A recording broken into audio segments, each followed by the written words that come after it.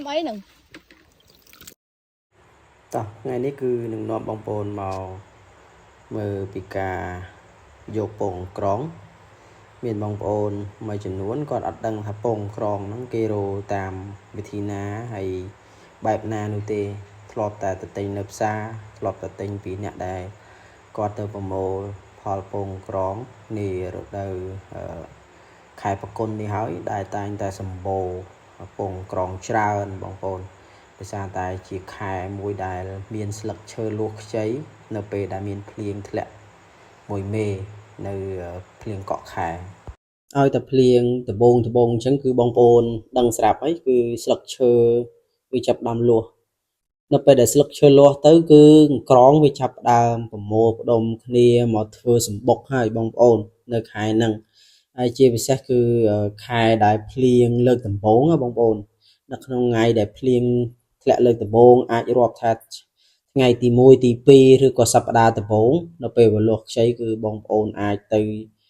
ប្រមូលផលអង្ក្រងនឹងបានហើយបងប្អូនដោយសារអីដោយសារទាំងក្រងនៅពេលហ្នឹងគឺវាត្រូវភ្លៀងគឺវាចាប់ផ្ដើមរិចហើយវាគេហៅថាវាធ្លុះល្អពងក្រងហើយមានពងក្រងខ្លះវាអត់ធ្លុះទេបងប្អូនដោយសារវាអត់មានទឹកគ្រប់គ្រាន់អញ្ចឹងទៅវាអត់សូវជាធ្លុះទេគឺមានន័យថាពងក្រងហ្នឹងវារៀងស្វិតល្អិតដូចពងដូចក្របអង្គអញ្ចឹងណាបងប្អូនវាដូចក្របអង្គទូចអញ្ចឹងប៉ុន្តែបើសិនជាវាត្រូវទឹកភ្លៀងកក់ខែហ្នឹងគឺវាចាប់ផ្ដើមធ្លាស់ហើយក្របធំហើយក្របធំហ្នឹងវាបែងចែកទៅជាសត្វមួយយ៉ាងដែលគេហៅថាមេអង្ក្រងហើយមេអង្ក្រងហ្នឹងគឺមានខ្លួនវាធំជាងក្រងហើយមានស្លាបអាចហើរបានអញ្ចឹងណាបងប្អូនអញ្ចឹងនេះគឺជាសកម្មភាពខ្លះហើយខ្ញុំហើយនឹងក្រុមគ្រួសារខ្ញុំទៅចាក់ពងអង្ក្រងហើយនេះគឺជាការរំលឹកវិជាគុណចាស់របស់ខ្ញុំទេបងប្អូនដោយសារតែការចាក់ពងក្រងនេះខ្ញុំខានចាក់រយៈពេល1ឆ្នាំហើយបងប្អូនជាទូទៅគឺពងក្រងនេះវាមិនមានរាល់ខែទេគឺអញ្ចឹង1ឆ្នាំយើងអាចប្រមូលផលវាបានតែមួយដងទេបងប្អូនពងក្រងនេះវាមិនជាសម្បូរដូចទៅនឹងពងមាន់ពងទាទេបងប្អូនដោយសារតែពងក្រងគឺវាមានរដូវកាលរបស់វាទៅពងហើយនៅពេលយើងប្រមូលផលខែនេះគឺអ្វីដែលវាអាចហូបបាននោះគឺដោយសារវាអត់មានសត្វល្អិតបើសិនជាយើងប្រមូលផលពងក្រងនៅខែភ្លៀងវាមានដូចគ្នាបងប្អូនប៉ុន្តែវាសម្បូរសត្វល្អិតខ្មៅវាលាយឡំចូលគ្នាអញ្ចឹងវាធ្វើឲ្យយើងពិបាកក្នុងការប្រមូលក្នុងការយកទៅបរិភោគអញ្ចឹងណាបងប្អូននេះឲ្យបងប្អូនជីវិតអ្នកស្រែបងប្អូនគឺពេលខ្លះក៏សប្បាយពេលខ្លះក៏រីករាយពេលខ្លះក៏កើតទុក្ខអញ្ចឹងវាទៅតាមស្ថានភាពយើងប្រចាំថ្ងៃដែរបើសិនជាយើងចេះកែខៃពេលវេលារបស់យើងដែលមាននៅលើសកលលោកនេះយើងអាចឆ្នៃវាទៅជាភាពសប្បាយរីករាយនោះវានឹងសប្បាយបើសិនជាយើងឆ្នៃវាឲ្យកើតទុក្ខវានឹងកើតទុក្ខហើយបងប្អូនជីវិតយើងប្រចាំថ្ងៃនេះបើនិយាយទៅគឺការចូលព្រៃរកបន្លែរកត្រីរកសាញ់នេះវាជារឿងមួយដែលល្អដើម្បីយើងកាត់បន្ថយនៃការនាំចូលនៅបន្លែគីមីក៏ដូចជាអាហារដែលយើងហូបទៅនោះគឺសម្បូរទៅដោយសារជាតិគីមីហើយនៅក្នុងតំបន់របស់ខ្ញុំមួយនេះគឺมันសូវមានជារបស់ឬក៏បន្លែឬក៏សាច់ដែលនាំចូលពីក្រៅប្រទេសទេបងប្អូនដោយសារតែនៅក្នុងភូមិរបស់ខ្ញុំនេះគឺដីនៅទលាយហើយបងប្អូនខ្លះគាត់មានដីលំនៅឋានឬក៏ដីផ្ទះនឹងរហូតទៅដល់1000ម៉ែត្រការ៉េឬក៏លើសនឹងទៀតក៏មានដែរបងប្អូនអ្នកខ្លះអាចថាទំហំដីទទឹង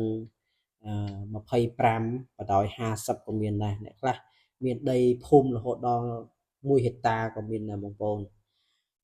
ដោយសារតែដីនៅខាងខ្ញុំនេះវាមិនសូវចង្អៀតដល់ពេលអញ្ចឹងទៅយើងអាច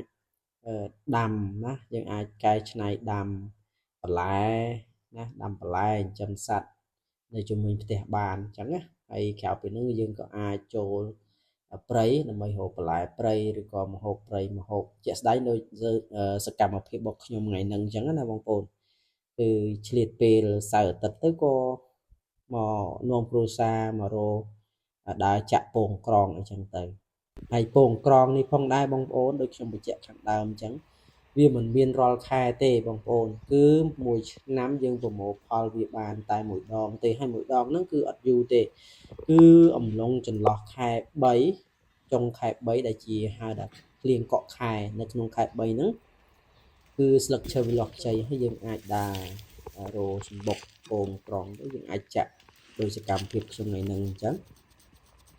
គឺដើរក្នុងព្រៃស្វែងរកដើមឈើណាដែលមានសម្បុកហើយយើងអាចធ្វើការចាក់ដោយខ្ញុំកំពុងតែចាក់នឹងអញ្ចឹងបងប្អូនដែលទិញនៅផ្សារអាចនិយាយបានថាពងក្រងមកកញ្ចប់ប្រហែលជាមួយខំរហូតទៅដល់5 6000អីក៏ថ្លៃម្លេះពីគ្រាន់តែរបស់ក្នុងព្រៃសោះហ្នឹងអីក៏ថ្លៃម្លេះដោយបងប្អូនឃើញសកម្មភាពខ្ញុំហើយបងប្អូនมันស្រួលទេក្នុងការយកពងក្រងនេះគឺយើងឈោចាក់ពីក្រោមហើយអាក្រោមហ្នឹងគឺមានទាំងក្រងដែលធ្លាក់មកពីលើផងក្រងនៅលើដីនឹងផងគឺវាចាំខំយើងណាវាចាំខំយើងបាទអញ្ចឹងហើយបានជាខ្ញុំដាក់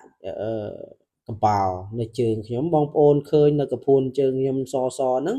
មិនមែនជាជើងណាបងប្អូនមិនមែនជាស្រោមជើងទេបងប្អូនគឺជាកំបោរដែលខ្ញុំលាបដើម្បីកុំឲ្យក្រងហ្នឹងវាឡើងបាន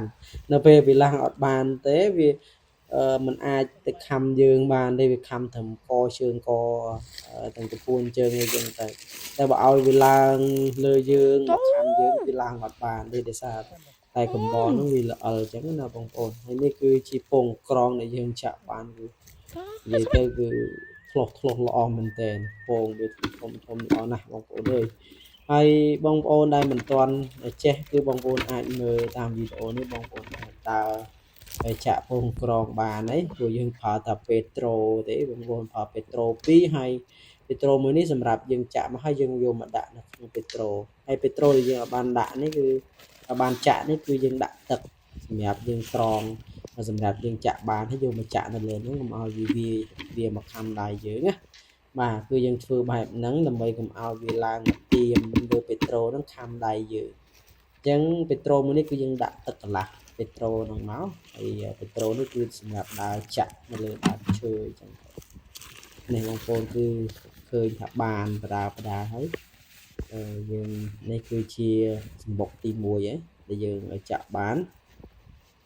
និយាយទៅបងប្អូនគឺសកម្មភាពដែលចាក់ពងក្រងនេះគឺมันស្រួលទេបងប្អូនគឺដូចខែនេះទៀតគឺក្តៅខ្លាំងមែនតើនិយាយពីថាក្តៅនោះក្តៅហើយចាក់អើតឡើងលើផងហើយត្រូវក្រងខំជើងខំផងនិយាយទៅបងប្អូនអើយគូ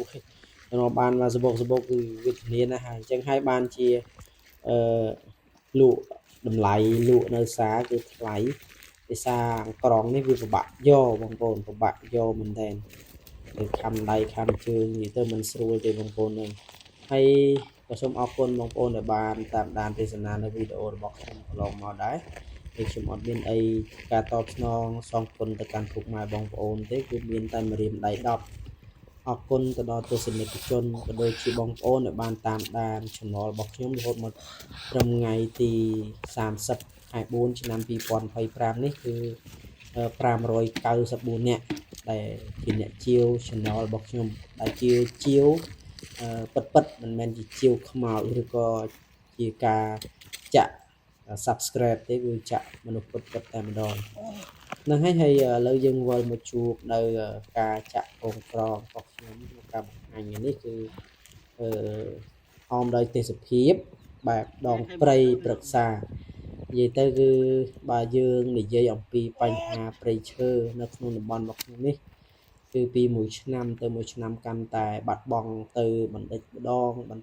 ងគឺការបាត់បង់នេះគឺដោយសារតែមានការកាប់រុះរានទន្ទ្រានព្រៃពីជាបរដ្ឋនៅក្នុងមូលដ្ឋានរបស់ខ្ញុំក៏ដូចជាបងប្អូនដែលជាអ្នកចំណូលស្រុកអ្នកមកពីខាងស្រុកក្រោមថ្មីគាត់មករស់នៅគឺគាត់មានការកាប់ទន្ទ្រានដីព្រៃអញ្ចឹងហើយបានជាទេសភាពថ្ងៃនេះគឺអមដោយព្រៃឈើនោះគឺព្រៃឈើទៀបទេ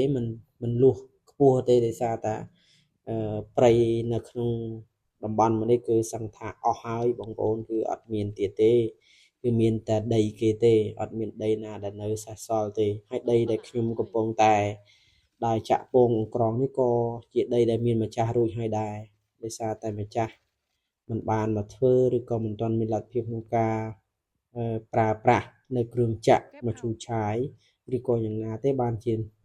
ដីមួយកន្លែងនេះគឺនៅមានព្រៃអញ្ចឹងទេក៏ស្លេះតែប៉ុណ្ណឹងរឿងបញ្ហាព្រៃឈើនាពេលសម័យបច្ចុប្បន្នគឺចូលមកការចាក់ពងក្រងមកខ្ញុំដដែលនេះបងប្អូនគឺអង្ក្រងគឺវានៅដើមឈើបែបហ្នឹងមានគ្រប់ប្រភេទថាដើមឈើប្រភេទណាទេគឺវាអាចនៅបានទាំងអស់ឲ្យតែមានស្លឹកឈើណាបងប្អូនហើយឃើញហើយសកម្មភាពដែលខ្ញុំកំពុងដើរចាក់នេះគឺមានតាំងពីអង្ក្រងខំជើងខំដៃណាខ្លួនប្រានយើងគ្មានទេបងប្អូនគ្មានសល់ទេគឺសពអស់ហើយខំខ្ទេចខ្ទីអស់ហើយបងប្អូនអើយតម្រាំបានពងក្រងមួយគឺមិនស្រួលទេនិយាយទៅគឺពិបាកក្នុងការប្រមូលអញ្ចឹងមកសបុកនេះបានច្រើនបងប្អូនហើយសបុកខ្លះខ្ពស់គឺយើងពិបាកដើរចាក់យើងចាក់អត់បានទេហើយយើងចាក់តែដើមណាទៀ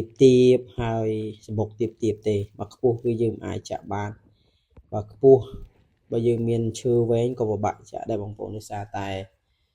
ឈើខ្ពស់ឈើវែងហ្នឹងគឺវាយើងសន្តោងទៅចាក់ហ្នឹងគឺវាធ្ងន់ហើយណាមួយគឺវាញយល់ខ្លាំងគឺពិបាកចាក់តែម្ដងនេះហើយបងប្អូនជីវិតអ្នកស្រែអ្នកចំការគឺរីករាយទៅនឹងអ្វីដែលខ្លួនមានមិនមែនជាភាពហ៊ឺហាមិនមែនជាការហ៊ឺហាដោយសម្ភារៈនិយមប៉ុន្តែគឺជាការហ៊ឺហាដោយបញ្ញាហើយក៏ជាការរស់នៅបែបសាមញ្ញនោះគឺជីវិតយើងមានន័យហើយបងប្អូនមិនចាំបាច់ទៅគេហៅថាឃើញដំរីជុះចង់ជុះតាមដំរីបងប្អូនគឺយើងរស់នៅបែបយើងហើយគេរស់នៅបែបគេអ្វីដែលសំខាន់គឺយើងចេះកែច្នៃក៏ដូចជាចេះរៀបចំពេលវេលាដែលយើងនៅមានដង្ហើមនេះគឺយើងធ្វើយ៉ាងណាឲ្យចិត្តយើងមានសេរីភាពហើយមានសន្តិភាពផ្លូវចិត្តរបស់យើងជាចុងក្រោយនៅវីដេអូមួយនេះខ្ញុំបាទសូមអរគុណសម្រាប់ការតាមដានទស្សនារបស់លោកឪពុកអ្នកម្ដាយក៏ដូចជាបងប្អូនជនរួមភាសាដែលបានតាមដានទស្សនាវីដេអូរបស់ខ្ញុំមួយនេះរហូតដល់ចប់អរគុណច្រើនគឺពុកម៉ែបងប្អូនសុខសុវត្ថិភាពក្នុងពេលធ្វើដំណើរទៅលេងស្រុកកំណើតក៏ដូចជាវិលមកកន្លែងការងារវិញនៅក្នុងឱកាសបុណ្យចូលឆ្នាំថ្មីប្រពៃណីជាតិ